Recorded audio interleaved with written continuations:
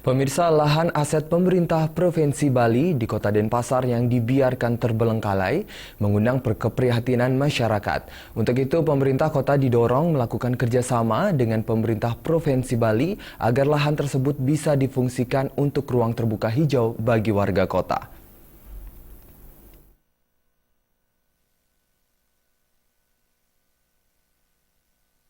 Tokoh masyarakat Denpasar Ida Bagus Bima Putra mengatakan, banyak lahan merupakan aset pemerintah Provinsi Bali di Kota Denpasar. Namun lahan tersebut tidak difungsikan dan dibiarkan terbengkalai begitu saja, seperti lahan yang berada di kawasan Renon. Semestinya, lahan milik provinsi bisa difungsikan sebagai fasilitas umum dan ruang terbuka hijau seperti taman kota.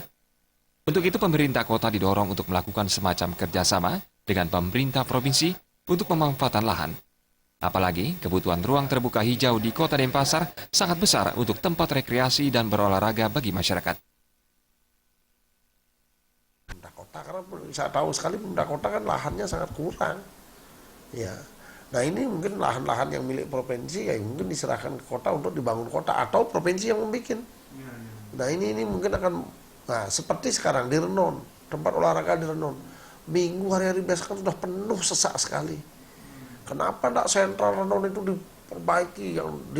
Malahan kami lihat sekarang udah mulai tuku-tuku dibangun-bangun di Jalan Tantular itu kan banyak. Kenapa tidak itu ditata dengan ruang terbuka hijau semua?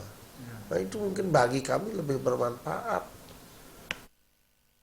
Kebutuhan ruang terbuka hijau dengan tumbuhan perindangnya sangat diperlukan Kota Denpasar sebagai ibu kota provinsi untuk penyerapan polusi akibat pembuang asap kendaraan dan polusi lainnya. Suparyana dan Bayudi, Bali TV.